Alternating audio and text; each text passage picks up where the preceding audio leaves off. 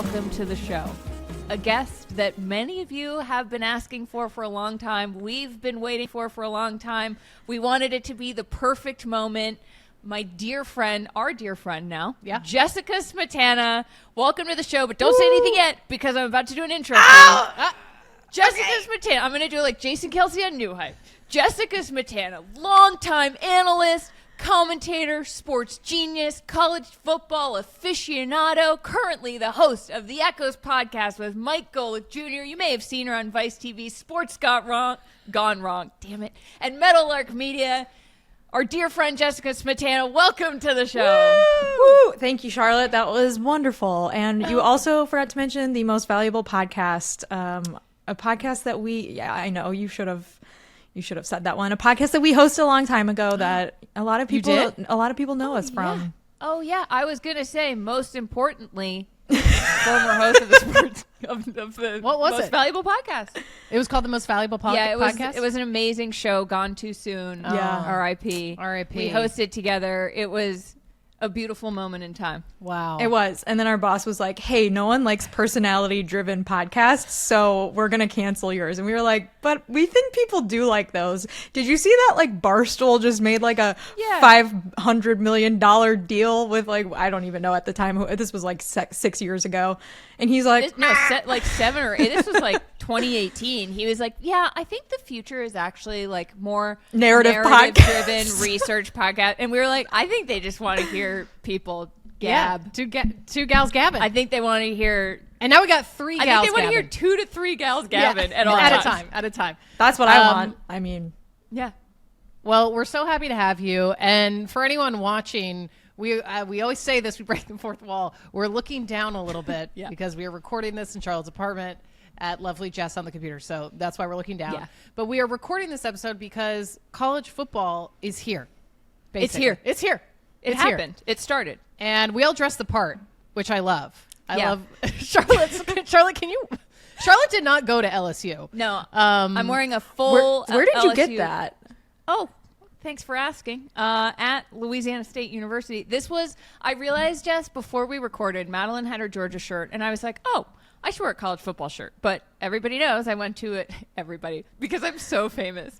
I went to a D3 school, Colby College, and I realized that somehow I, don't have any Colby shirts right now. I need to get some, clearly fix this. But I went into my closet. I forgot I had a whole stack of vintage shirts from Game Day Grails from when I did the college football tour for 2 years.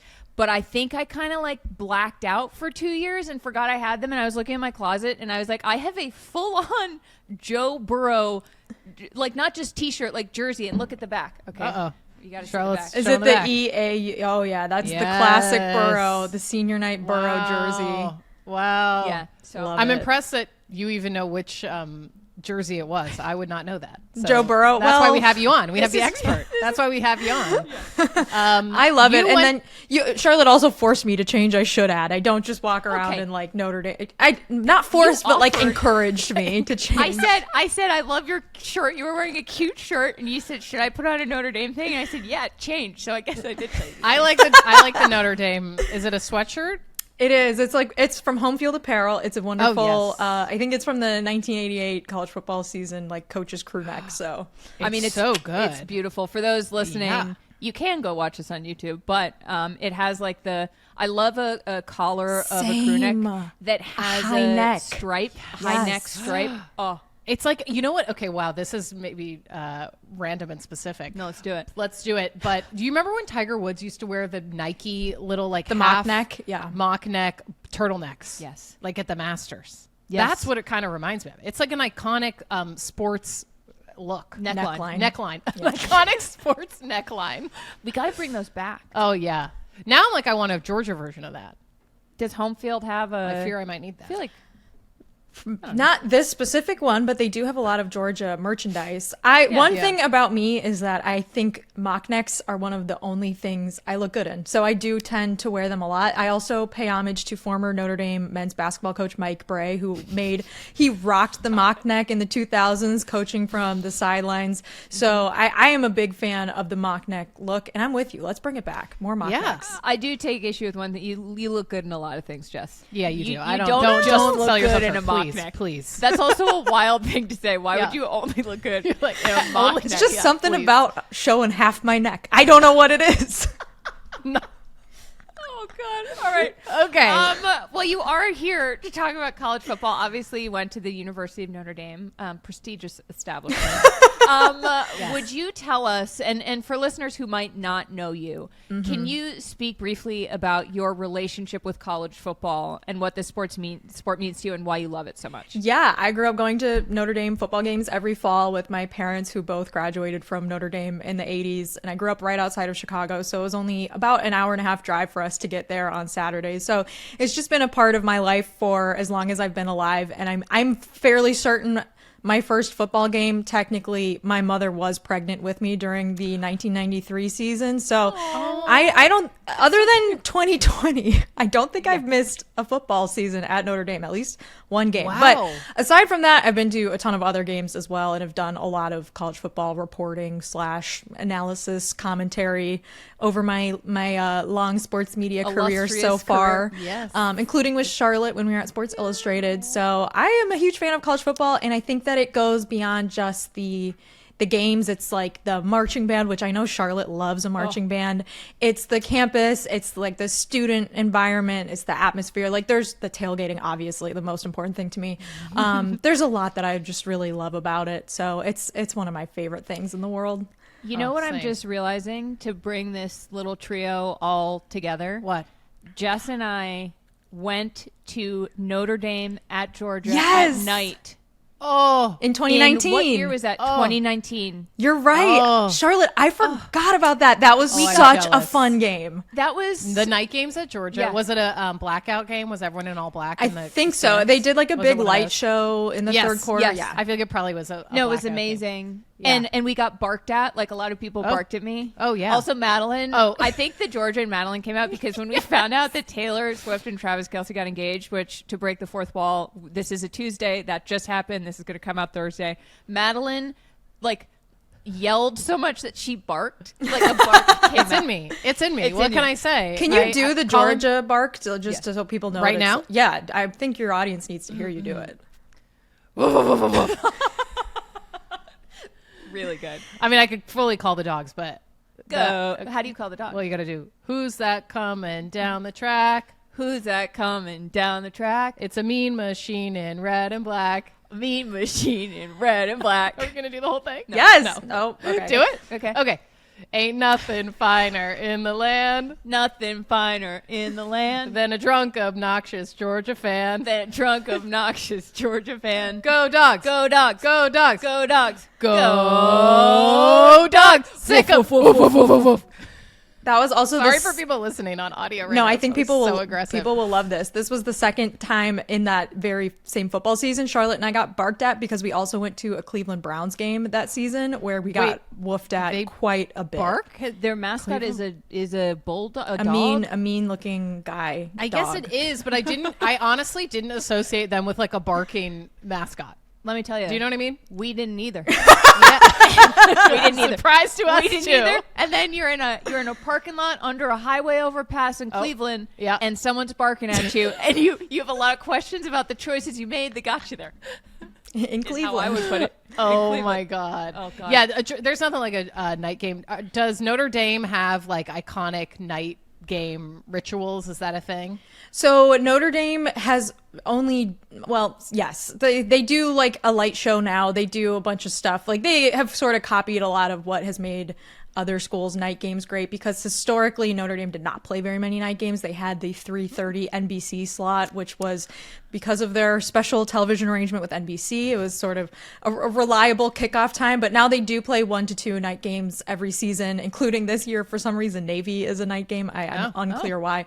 But yeah, they do, the quintessential college football video board shenanigans during their night games, and it's a lot of fun. The last night game I went to at ND Stadium was for the first college football playoff game that was hosted on a campus site last year against Indiana. Oh my God. And that was so much fun. I forgot you were at that. It was freezing, That but it was awesome. That was so fun to watch. That was where what was it? Is the kicker back this year? The kicker had just had groin surgery, and the announcers kept talking about his dad, who's a chiropractor, helping him with his groin. He said, "Thanks for the healthy groin, Dad." Yeah. Sean McDonough. I don't like that. Sean McDonough said that. I don't think it was during the Indiana game. I think that was during the Orange Bowl, right? That was the Orange Bowl, yeah. But I don't know. I think I first became aware of this guy's groin issues during the Indiana game. And that's the clip for this week's episode. That's why we love college football. Exactly. Yes, Exactly. exactly. Well, let's stick with Notre Dame for a second. What are you most excited for about this Notre Dame season, or what games are you looking forward to? Yeah, Notre Dame opens the season at Hard Rock Stadium in Miami against the Hurricanes. I just finished living in Miami for the last 4 years, so kind of funny. Are you going? No, because I just moved out. I don't want to. It's Labor Day weekend. I respectfully it's so hot. It's just not where I want to spend my Labor Day weekend. I'm going to a ton of Notre Dame games this year, so one of them could not make the cut. But anyways, yeah, I'm excited for that one. Notre Dame hosts Texas A&M at home in a couple weeks, which is going to be a big game. And of course, I think the funnest part of the first few weekends of the season are these great big non-conference game matchups. For Notre Dame, that's every game because they are famously not in a conference, but there's a ton of games coming up this Labor Day weekend that are going to be really fun, like Clemson and LSU and Ohio State and Texas. So it's just, I think Labor Day weekend, there's no NFL games yet. The entire weekend is college football. There's 2 games on Sunday, and there's even a game on Monday night between the Tar Heels of North Carolina and TCU. So it's a good weekend. Who's UNC? Wait. Who's coaching UNC this year? So, Jess, Charlotte, you actually might know this because you're a Patriots fan, but Bill Belichick, he is now the coach of the North Carolina Tar Heels, and he's been involved in a ton of drama this year because he has his girlfriend. Yeah, Wait, she's pretty young, and everyone's been talking about her. I haven't heard about this. Why isn't anyone talking about this? This feels like something that a podcast should get really invested in. A sports gossip podcast really should be deeply invested in. You guys this you're slacking. I mean, I guess maybe it just hasn't been that big of a story. Maybe it just seems like a big story because I'm a big college football fan. So yeah, that's probably why. Yeah. Maybe it just seems like a big story to us because his girlfriend called us out of the out of the deep blue sea. No, that was a great gag. I like that. That was good. I like that. That bit. was smooth. We really yes-and that. We did. That was good. This is a yes-and show. I do have a couple Notre Dame questions. You mentioned for people who don't understand, Notre Dame is not in a conference, but they are allowed to play college football at the level that they are. Why and how? Why wouldn't they be allowed to? Because for people who have no idea, who don't know why, how can a team not be in a conference but still be able to just hey, let me call Taylor up. I'm going to call up Texas A&M and be like, I want to play you guys.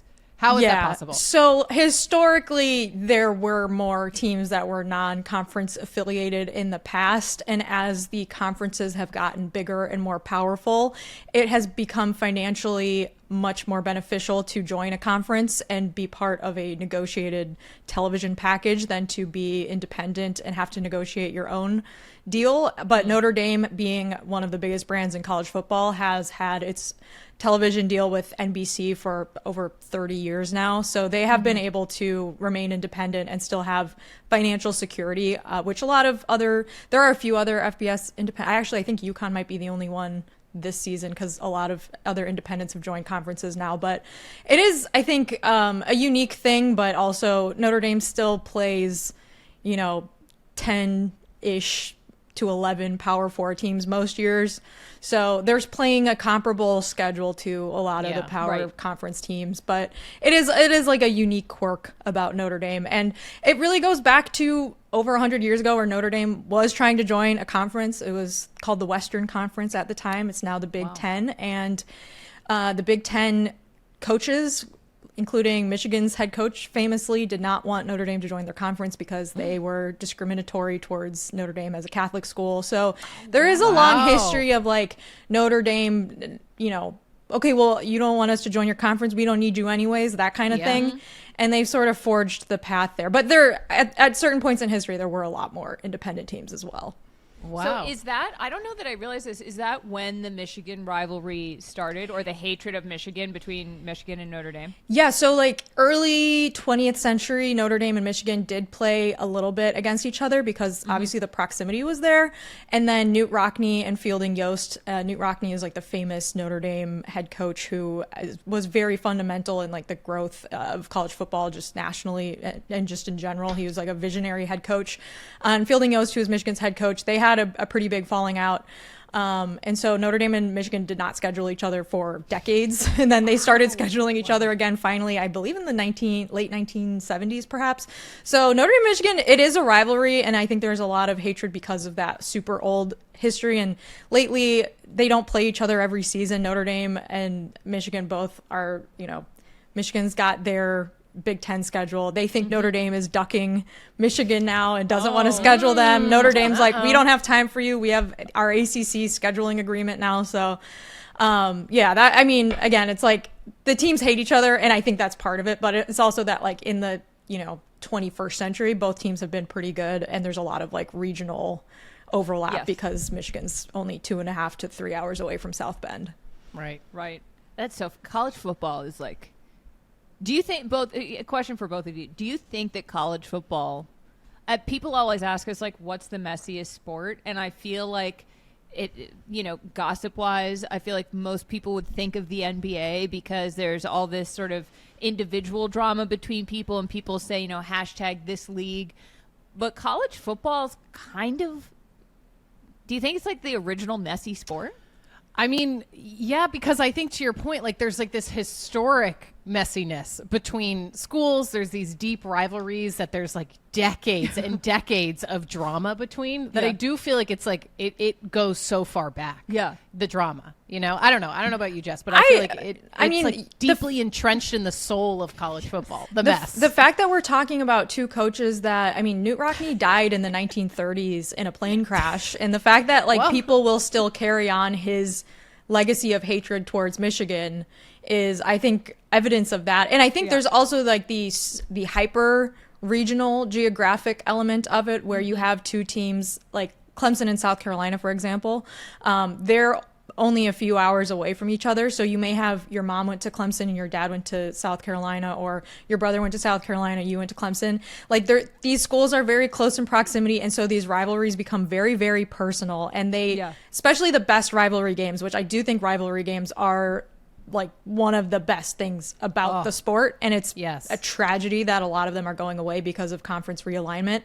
I do think that is one of the best things the sports have to offer is these like super personal rivalries that go back hundreds of years. Like the Iowa State Kansas State game that was in the week 0 slate last weekend, which is like the weekend before the first weekend of college football, which is very stupid. They played college football. Right. They played in Dublin, and that game has been played every year for 109 seasons. I mean, it's I didn't know that. Goes way back, and it's called lovingly Farmageddon, which is a great nickname. And there's also so many great rivalry trophies, and fans I think love trophy games. Notre Dame plays for a jeweled shillelagh against USC, which is so great and just random. What's a shillelagh? It's like a staff, like a walking staff kind of thing. Oh my god! Is it full size or just like a little mini one? No, it's big, and there's jewels in it. Wait, wow, that I feel like that's like a medieval times costume piece. Yes, or something. Yes, something for a Renaissance fair. Yes, which.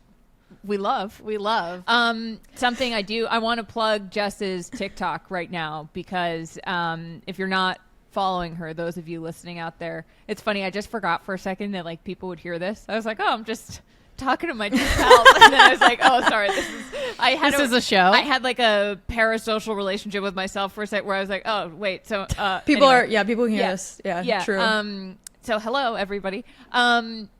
You are going through some of the funniest, quirkiest. You have a series called What's This Guy Up To? You're talking about all the trophies that people can find in college football. Can you tell people how to follow you on TikTok? Yes, my name is Jessica, and my last name is Smetana. You could also search What's Matt Patricia Up To in your TikTok search, and maybe you'll find my video about him. He's the defensive coordinator at Ohio State. by the way. Yeah. I mean, didn't know that. I like that you guys like the jeweled shillelagh. I think the old oaken bucket is my favorite rivalry trophy. Talk to us about what, that. What is an oaken bucket? It's Purdue in Indiana, and it's a bucket. No. That's it. It's a bucket. Is it like a gold bucket? It's an old oaken bucket. Oh, so I thought oaken is a type of bucket? I thought you said oak and bucket, but it's a bucket made of oak wood. Oaken. Sorry. Oaken bucket. Oaken bucket. Oaken bucket. Oaken bucket. Wow. Okay. I love that. I think I might like it better if it were also jeweled. Yeah, I think so too. The jeweled oaken bucket. But, wow. Wow. Well, okay. I think we need to get into some college football stuff. What do you want to know? I'm like, what is this? No. Okay, we talked about UNC for a second. Yes. Yeah. This alleged new coach that we all don't know anything about. Interesting. Bill Belichick, former head coach of the New England Patriots, is obviously now UNC's coach. I would love to know, from your perspective, how well do you think UNC is going to do this year? Do you think they're going to perform above average, at average, below average? What do you think is the most likely outcome for them? So before the season starts, I sort of use like sports books to get a sense of what the wins totals will be, because the sports books are very good at such things. They are doing a lot of research and projecting how a team might finish. And I believe North Carolina's wins total is like 7.5. So I think if you exceed 7.5 wins, I think that's probably a pretty good season. I mean, generally for North Carolina, it is like 8-4 is solid. You make a bowl game. You're not in the playoff race, but it's also, you're playing football at a predominantly basketball school. So there's, a little bit of like expectation difference from, say, Clemson, who's in the same conference. But I would say if you look at North Carolina's schedule and consider the fact that Bill Belichick has never coached a college football game before, but he is one of the best NFL coaches of all time. He knows football. No one is doubting that. B, a lot of his staff is not super experienced at college football coaching either. C, the amount of roster turnover is astronomical, and that is something that's happening a lot in teams that have brand new head coaches in any phase of college football. And then you look at their schedule. So like the first three things there, maybe you're like, oh, that doesn't bode well for winning a lot of games. But they do have a pretty nice ACC schedule. They don't have to play like that many of the top ACC teams. They do play Clemson at home. Clemson's projected to be the best team in the ACC this year, but they don't have to play Miami. They get to play like Wake Forest, who's generally one of the weaker teams in the conference. And then they have a couple really like easy non-conference games against like Richmond. Like UNC should beat Richmond. So I would say like A, that is 7.5 is a great line, but B, I kind of like the over. I mean, it could be a disaster, and we know that like the PR mess element could end up getting in the way of things. So, but I don't know. I'm a little optimistic, and I think it's also like a little wishful, because I think it'll be much more interesting if they're winning games than if they just are terrible this season. But they could also be terrible. I don't think anyone wants that. Like, no, it's way more interesting if they're I think though, it's funny, I feel like because of the drama around Bill and Jordan Hudson, his girlfriend, and also I think there's other drama that's kind of slid under the radar a little bit when it comes to UNC, rather than because Jordan has been such a big draw. Also, like, Bill's son is coaching there with him. Two of them, right, sorry. Steve and Brian. Real Nepo baby affair. Which would be the name of Bill Belichick's children. Steve and Brian. Of course they're named Steve and Brian.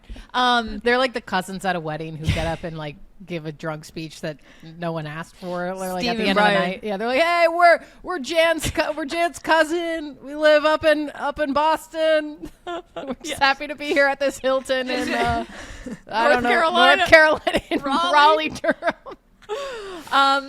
But I wondered, what has your take been about that mess in general? Because Madeline and I, we were talking the other day, and feel like I think the mess around his personal life might seem like it would make more of a difference than it actually will, because Bill has this ability, because he's so football focused. Like it doesn't seem like the drama surrounding his life will affect him.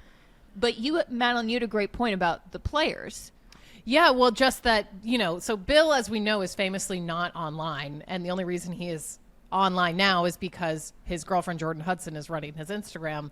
But that the players, they're Gen Z, they're younger, they're most likely much more online than Bill is. They're in the comments, they're getting DMs, that they potentially could be more affected because they're inherently just seeing more content around the personal life of their coach than Bill maybe is. Like, I don't imagine Bill is like checking his DMs very often or checking Twitter and searching his name. Right. Whereas I feel like players are just like inundated with more chatter around what's going on within their program as a whole and then in the personal life of their head coach than Bill is, that they may be more impacted because they're just like seeing more content around their head coach. Yeah, I think that would affect people more if they're bad, like I said. But like I think maybe this oversimplifies it, but I think what players really care about is winning. And if they do win a bunch of games, especially early in the season when they have a little bit of an easier like first 4 weeks, I think a lot of that stuff goes away, because I don't know if Bill Belichick cares about his personal reputation as much as we all might think he does, but I do think he really does care about his football reputation. Yeah. And I don't think he's going to just be like showing up half-assing it. Maybe I'm wrong. Maybe this is like a ultimate retirement plan and he just wants like a nice cushy job where he can make a lot of money before he retires. But I do think from a player standpoint, like it is something that players, and I don't want to speak specifically for any North Carolina players because I haven't talked to any of them, but it seems like it would be a draw to play for a NFL Hall of Fame head coach, and that is something that would be viewed as a positive, and you could probably easily tune out some of the other stuff as long as it's not getting like too crazy inside the facility, as long as that stuff sort of stays just online. Yeah. Well, let's switch gears a little bit. Something that I've been excited for you to tell us about is, so Texas is ranked number 1 in the AP poll. They have a quarterback by the name of Arch Manning. Y'all might have heard of y'all. Oh, it's you in that LSU jersey. Okay. What is happening? I've never heard you say y'all. I've never said y'all before in my life. Oh, wow. This is I don't beautiful. I don't have a claim to it. Y'all comes out of my mouth and I stopped in my tracks. Wow. I loved that. Anyway. Say it again. Y'all know that Texas's quarterback, Arch Manning, he clearly comes from a famous football family, the Mannings. Ever heard of them? You heard of them? Peyton, Eli. And he is the son of the two, Peyton and Eli, great NFL quarterbacks. They had a brother, Cooper, who played at Ole Miss before he had some health issues, stopped playing. Arch is his son, and he is very good at football, it turns out. First of all, A, how good at football do you think he is, Jess? And B, do you think the hype around Texas, there's this famous saying in college football, like, is Texas back? Because they haven't been good since, 2006? Or, like, they haven't won since 2006? They haven't won, like, a national championship. But, yeah, they were good last year, so I think a lot of the expectation is, like, they did lose a number of very important players to the NFL draft last year, but Steve Sarkisian, the head coach, is considered like one of the best play callers in college football. And so if you slide in Arch Manning, who is a better athlete than their quarterback, Quinn Ewers, who played last season, like there is a recipe there for continuing success. But I did also see that they were the first ever preseason AP poll #1 team to be an underdog in week 1. And that's in large part because they have to go to Columbus, Ohio, and play the defending national champions, Ohio State. So to answer your question, so yes, Arch is the son of Cooper, the eldest Manning. Cooper's father, Archie Manning, is a famous NFL and college football player who played at Ole Miss. And so when Arch was growing up, he was sort of like the prince who was promised, like the chosen one. And his family, to their credit, from what I have read, tried to do a lot to like shield him from the amount of hype and expectation that would be around him, because he comes from this very famous football lineage. So his recruitment, when he was finally deciding where he wanted to go to school, was fairly high profile, and people were just like frothing at the mouth trying to get him to go to their schools. Texas ended up spending a lot of money on his recruitment, and his NIL valuation is like over $6 million. So wow, it is a big deal that he chose Texas, and it's a big deal that he's finally going to be starting a opening game, because he did play last year when Quinn Ewers was hurt. But he played against two of the worst defenses on Texas's schedule, so it's hard to measure what his skill is going to be like against a defending national championship roster, who, again, Ohio State also lost a lot of their defensive players to the NFL draft last year, which tends to happen when you are good enough to win a national championship. So it remains to be seen truly how good he will be, but he's considered extremely athletic, just sort of a natural at football, and more athletic than both of his uncles in his style of play. Yeah. And I mean, there's a reason why all these teams wanted to recruit him. I think they believe that his ceiling is sky high and he has all the potential in the world, but it's more so a matter of like, is he going to show that in week one? Is he going to show that, you know, throughout the season, or will he come back next year and get better over time? Because as it tends to be with quarterbacks, it's, you know, sometimes you need one season to, you know, start your career, get a feel for the game, and then the next season is when you really like take a jump and become like a master of your playbook and a master of your skill set, and then ultimately end up in the NFL. So it's definitely, he is without a doubt probably the most hyped up player coming into this football season, other than maybe Michigan's quarterback Bryce Underwood, who is a extremely sought after recruit coming in as a freshman this year. Bryce Underwood. Yes, that's a name. That's a name. I know, it's very. It's like that guy is good at football. Yeah, it's Friday Night Lights. That is a Friday Night Lights character. Yeah. I'm curious, Archie, like, because he comes from this legacy and this family of football, and you mentioned that he was kind of shielded from a lot of the hype around him. I'm curious if there are any off the field stories about him or storylines that have come out besides him just coming from this legacy of really good football players, or if because he sort of has like a curated brand around him, you know, is he ever getting into trouble? Like, is he ever posting anything about his personal life? Like, oh, that's like a little too personal post on your Instagram. Or is he just like, I'm measured, I am a professional college football player, essentially? Yeah. So, like, was he born media trained? Yeah, right. I'm sure that if you're a Texas student or, you know, a young person in the general Texas vicinity, there are probably Arch Manning stories, but nothing that I can think of off the top of my head that's like risen to the level of some of the other quarterback controversies that have happened this offseason, like the infamous Venmo payments from the Oklahoma quarterback. Yes. Where he was paying someone on Venmo and said sports gambling, and now there's an investigation into whether he was sports gambling. Yeah, we mentioned that. John Mateer at Oklahoma. I think the question we asked each other was, do you buy it? Because like, he's like, it's an inside joke. It's like, which I kind of get, but I'm also just like, it's so dumb to put that when you are a quarterback for a college football program with a lot of eyeballs on you. Yeah, I think here at the Sports Gossip Show, we usually believe in Occam's razor, which is that the simplest explanation is usually what's happening. Yeah. At the same time, I could see a college football, a kid being like, oh, you know what would be funny is if we put like the one thing we're really not supposed to do, because like at the same time I mean, there's an investigation, so I guess we'll find out. But like, or maybe we won't. Or we won't. Who knows? That's a great point. I'm just like, they're still kids. Like, they're just kids. They're college students. Like, college students just do dumb things like that they shouldn't be doing. And also, why is your Venmo public? That is still my thing. I'm like, why the is dumbest your Venmo thing public? of all. A public Venmo account. Yeah. Oh my God, I know. Yeah. I saw an article about Arch Manning talking. They interviewed his mom. Forgive me, I can't remember. I think it was on Yahoo. And she said that they kind of tried to push him towards doing something besides football. Like she was like, it was that he really just wanted to play football badly enough that we were like, okay, fine. Which I think is like kind of smart parenting, in the sense of like, if you want this badly enough, we're going to let you do it. But like, instead of trying to force the family business, it's like, okay, if you want to be a part of it, you know. Well, I think one of the other important things about the Manning name and legacy is that his grandfather Archie is really just a very like central figure in all of this. He's already made headlines for saying, oh, like Arch is going to come back to school for another year, and had to walk it back because like you shouldn't, like, don't do interviews saying what your grandson's going to do. But Archie Manning is like this big, a very big figure because of his, I mean, not like literally big, but like personality wise, because of his history in college football. He played for Ole Miss, like I said, but his the first ever nationally televised night college football game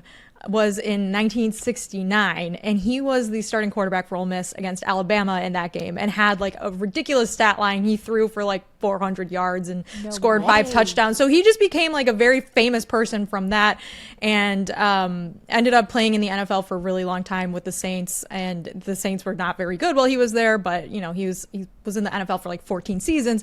But then I think most importantly, what a lot of people remember him for, at least from maybe our generation, Charlotte and Madeline, is the 2004 NFL draft when Eli Manning was the first overall pick.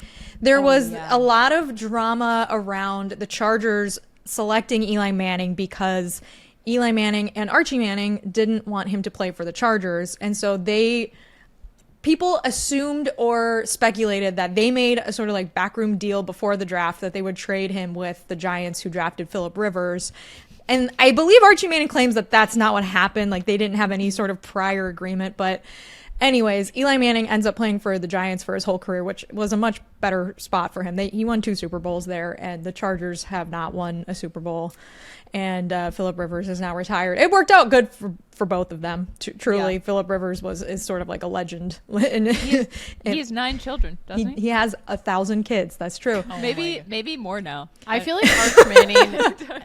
I feel like Arch Manning is almost like Kris Jenner of the Manning. Like, yes, that's a great comparison. Yes, Archie is like Kris Jenner, and yeah, like this is like the first overall pick, like dictating where they go in the NFL draft is something that's like unheard of. Like this, it comes up every single year. Like last year when Caleb Williams was the first overall pick, presumably his dad had made comments about him not wanting to play for the Bears because like the Bears have never had a good quarterback ever. Like Jay Cutler is like the statistical leader in like shout out Jay Cutler. Jay Cutler. Yeah, Smoking Jay, and you know it comes up. It came up with Deion Sanders and Shadur Sanders this year too, and like wanting to be able to pick where you play, and that's like a whole other chestnut if you talk about like the NFL draft and CBA and everything. But anyways, I digress. These are all very like larger than life football characters, so it makes sense that Arch is kind of become the focal point the focal point of this football season. He's Kylie, I guess. Yeah, he's Kylie. Yeah, I guess that would be Arch is Kylie. Archie is Chris. Archie is Chris. Oh, this is fun. Actually, wait. Who's Kendall? Eli is Khloe Kardashian. Yeah. Okay. Well, no, maybe he's Courtney. I think he's Courtney. He's Eli's Courtney. Peyton is Kim Kardashian. 100%. Yeah, I think Eli's like your favorite football fan's favorite Manning. Yes. I mean, he's my favorite Manning. You're my favorite football fan. Yeah. Thank you. I think Arch he's also not my favorite. I mean, like, he's delightful. My husband has produced some commercials that Eli has been in, and like maybe 2 or 3 now. And whenever Eli sees my husband, he's like so delightful. He's like, "Hey man, like it's been too long. How was your summer?" Like in a genuine way that is one of those things that unless you hear from someone you know and trust, it's hard to believe about like anybody famous. You're like, anyone can say that. So I just have a soft spot for Eli, even though he's the only guy who beat Tom Brady twice. Yeah, that's true. I actually think Arch maybe is Kendall. Because I mean, correct me if I'm wrong. Arch seems like he's more reserved, like he's just kind of like football guy. Kendall is kind of like a little bit in the not background, like she's a famous supermodel, she's very successful, she's good at what she does, but she's not dating Timmy Chalamet and going to Knicks games. Yeah, that's true. You know what I mean? And I feel like Arch wouldn't go sit courtside at a Knicks game. I don't feel like that's in. I feel like he's more Kendall. I don't know. I think I think the good at what you do thing too. Like Kendall's been in vogue where she's hardly recognizable because she's just being a supermodel. Right. Arch is just out. He's just trying to ball.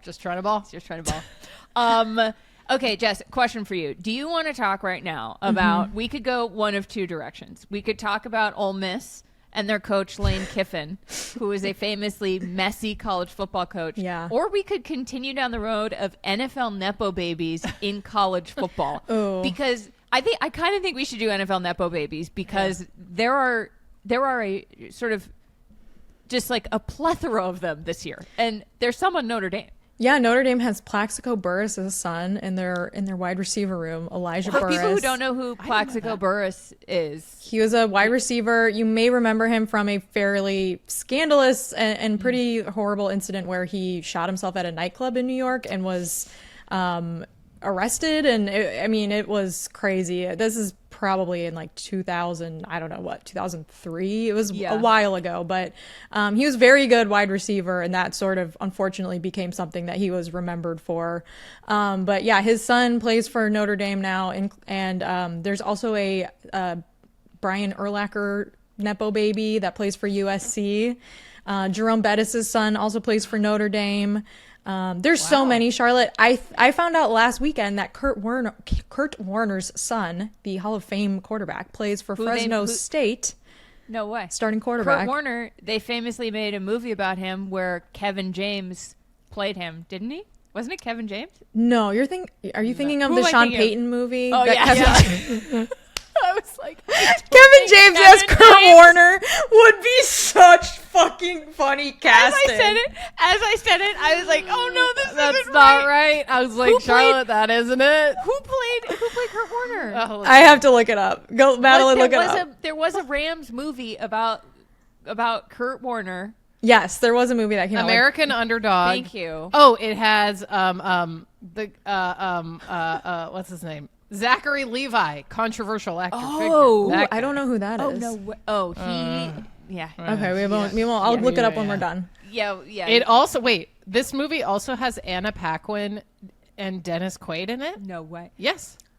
Kind of stacked. The more you know. It's really wild that I said the actor Kevin James. That took me I out. said Paul Blart Mall Cop. That played me out. I was like, but like the Sean Payton, right. Sean Payton Netflix movie was really weird, and Kevin James was playing Sean Payton, and it was like during the season that he was suspended for Bountygate, and they tried to make it like kind of cutesy and lighthearted, which was like a little weird, like tonally. Bountygate, especially if for those listening, if you don't know, it was when the Saints were accused of giving players bonuses if they hurt other players badly enough that they couldn't play. Yeah.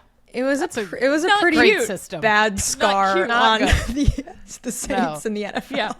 No. Yeah. About the Nepo babies of it all. Is this year a historically higher concentration of Nepo babies than in recent years past in terms of college football players, or is this a common occurrence as of late? I think it's a common occurrence, but I think that now the children are of players that I specifically remember playing professional sports. Like, I'm old enough that now Plaxico Burress has, and like Jerome Bettis has a college age son. Like that, I think is a revelation. I think a lot of people probably felt this way about Deion Sanders and Shedeur Sanders being, the father-son duo. It's like, damn, I remember when Deion Sanders was Shedeur Sanders' age. I specifically don't, but like, one would. And that is a little jarring, it's like, oh man. So I think it's fairly common, but I do think like that we're just getting old. Yeah. Unfortunately. I also think it's just something we talk about this, around the NBA draft, because it feels like it's kind of impossible, not impossible, but a lot of the kids we see now going into the drafts of professional leagues have parents who played like at least some D1 sport. So we've got like a whole slew of like super athlete genes coming in. I know. Where it's like, if you're a mere mortal, like your kid's gonna have to, a NARP. Yeah. Did you guys say that in college? Did people use that expression? Yes. What? Non-athletic regular person. Yes. Yeah. Yeah. If you're a NARP, I haven't said that in so long. It feels like a derogatory, but like it's just. I think it's just accurate. Everyone like, I'm can a be NARP. athletic, okay? I know it is derogatory, but also like I'm a NARP, right? So it's okay. Yeah. But it's like your kids gotta do something more obscure, like. You can't even squash doesn't even work anymore because you've got, I don't know what sport you can play as a NARP. I guess if you're tall enough, you can really do a lot. Hey, if you're athletic enough. If you're athletic enough. Madeline is like the height of a like college football starting center, which was so shocking when I met would her. love that. Did you think I was shorter? No, I thought you were probably the same height as Charlotte, but somehow you're taller. I am taller. Well, I like to say I'm 5'12". Our chairs are also staggered. Madeline's chair is lower than mine, so we appear more similarly the same height. I'm really tall. Oh, wow. Yeah. So I hunch a little. And I try to sit up straight. I would have recruited you, Madeline. Oh my God, I'm honored. Yeah, Madeline thank played you. I played volleyball, competitive but, volleyball. yeah, but That I didn't play tracks. She's D1. an athlete. That's too much. That's too much effort. I do miss out on the swag that D1 athletes got though, because that swag issue is gear. amazing. It is amazing. It's so good. Speaking of college and me, Yeah, do you like that transition? Incredible. We need to talk about Georgia. Okay. I think as a Georgia fan, I am historically always terrified going into college football season that we're just really going to screw things up, because historically we've had periods where we have screwed things up and it hasn't gone in our favor. How do you think Georgia is faring this season, and what's your prediction? And please say it's that they'll win the national championship, because you're talking to me. I think that's a crazy expectation. Like the first part of what you said is insane, because Georgia repeated as national champions like very recently, and also were in one of the, I think, literally the most lopsided national championship game of all time against TCU. They won like 100-3. Like, it was not close. What was it, like 63-7? What was the final score? We've talked about this where I've been like, Madeline, you recently won 2 national championships. I know, but it's the feeling that you keep with you that those have not erased. Okay, Aaron Murray was the quarterback when I was at Georgia. I remember Aaron Murray. Yeah. Yes, exactly. Did you? I don't need to explain more. No, like it wasn't. It was fine, but it wasn't great. What I remember was everyone thought he was super cute. Like, I had a friend who was like obsessed with him. Well, and his brother won the Bachelorette. Famous Josh Murray. What? Oh yes. Who was it? Andy? No way. She was from Georgia. She was a lawyer. Yes. Wait, 2 Andys in the family? That's crazy. Oh, wait, that is weird. Wait, wasn't her name Andy? I could have gotten this wrong, but yeah, he was on The Bachelorette. People talk a lot about, like, you know, if a guy ends up with, if your mom's name is Sue and you end up marrying a Sue. Weirder if your brother's name is Andy and you end up marrying a woman, if you're a man and you end up marrying a woman named Andy. Andy Dorfman. Yeah. 10th season of The Bachelorette. Yes. Okay. Wow. So there's 2 Andy Murrays, I guess. Yes. There you go. All right, they're not together anymore. Madeline's emotional baggage aside, what do you think about Georgia? Emotional baggage aside, I mean, I think that the obvious thing is Gunnar Stockton, the quarterback. Is he going to be good, or is he going to be just kind of meh? And Georgia also is replacing a lot of its offensive line. But I think they're going to have a good defense. You know that. You're a fan. You know how this works with Kirby Smart. But Gunnar Stockton is a little bit of a question mark. He played a couple games at the end of last season after Carson Beck got hurt. Was he amazing? No, but he's also had a whole offseason to hopefully get better. So, I mean, I think the ceiling is still pretty high because the defense is very good. But it depends how much your quarterback can do for you. I think they're going to really need to lean on the run game. They got a bunch of wide receivers in the portal that hopefully will replace some of the wide receivers last year that had the second highest drop rate in FBS. I believe they were dropping passes everywhere, like flies. And also, as long as like some walk-ons don't get in the way of the referee during their bowl game, they'll be in that did happen. Good I forgot about that. shape. That was actually against Notre Dame. So, that was. Can I real quick? Yeah. Before we let you go, Jess, we're gonna have to ask you your favorite piece of sports gossip of all time. But before that, I just have to tell you that last year I went to UConn played, I think it was St. John's, I can't remember, but it was at Barclays Center in Brooklyn. My father-in-law is the biggest women's UConn fan I know, and we were sitting there, and women's basketball games in general, just like much lovelier atmosphere, more women. And we were watching the game, and it was when Georgia, I forget what game, maybe it was the first playoff game where I can't remember, but Carson Beck got hurt momentarily. Gunnar Stockton came in and scored a touchdown. And I'm looking at ESPN. I see these words written down, and I say to my husband, I was like, oh wow, Gunnar Stockton came in for Carson Beck and scored a touchdown. And this woman sitting in front of me, holding a beer, she turns around, she goes, no. And I was like, sorry. I was like, oh, excuse me? And she goes, that's not true.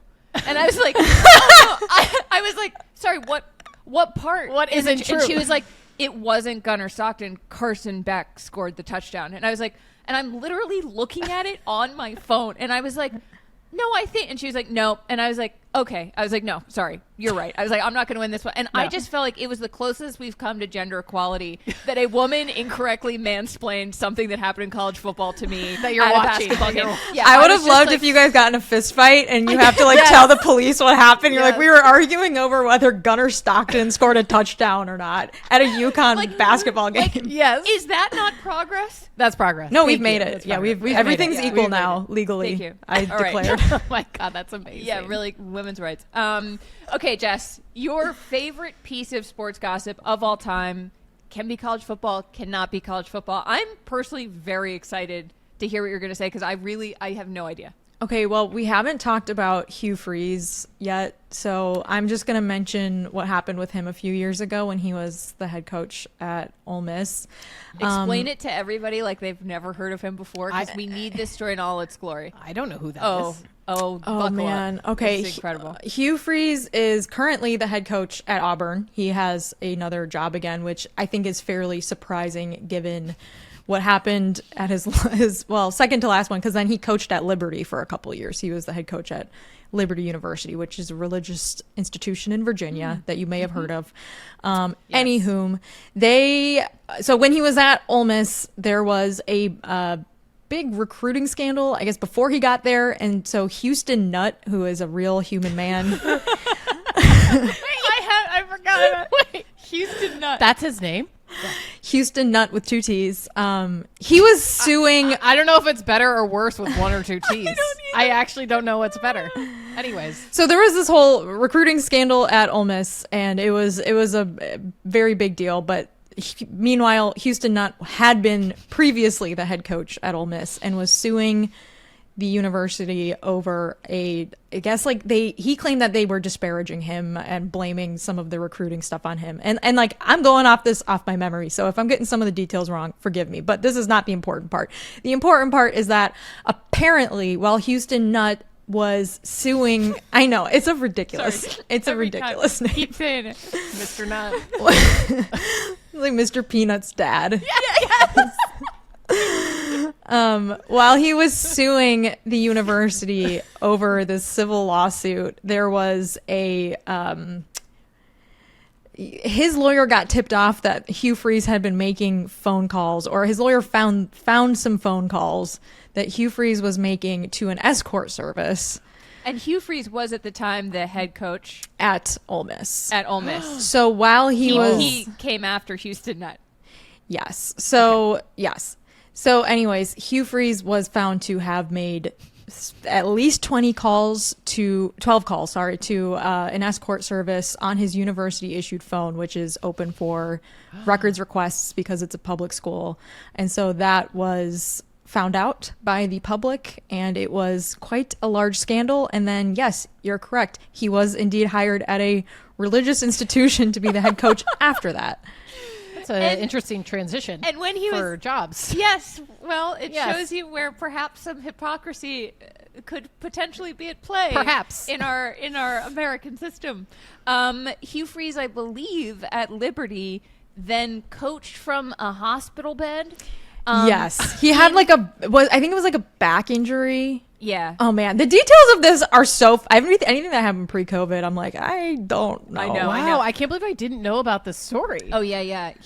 There was this photo when Hugh Freeze makes escort calls, gets hired by a religious institution, and then he had some sort of back issue, I think, where he missed a game or something, but he was like, no, I'm going to coach the next one. They put a hospital bed in the coach's booth. No. And there is a picture taken from far away of Hugh Freeze in a hospital bed in the coach's booth giving a big old thumbs up. No. Yeah. Yeah. Listen, he's dedicated to his job, I guess. Also, his name is Hugh Freeze. Yeah, it's like no one's all these names Houston Nutt. Wild. Houston Nutt. The Adventures of Houston Nutt and all I just think of is Drew Brees. That's all I hear. Hugh Freeze. I don't know. That's what I've never put that together. I don't know why. Oh, Hugh yeah. Freeze is Drew Brees' Wario.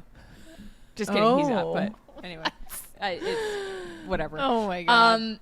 Jess, thank you so much. Yes. This was a Anytime, true guys. honor to have you on. It's always so fun to have someone who knows things like college football better than anybody I know, and having you on and being able to just you're gonna have to come back for a couple checkups for through sure. the season, and also we're probably gonna need to talk to you about F1 because you also know F1, and that is something I can hold my own in college football. F1, no clue.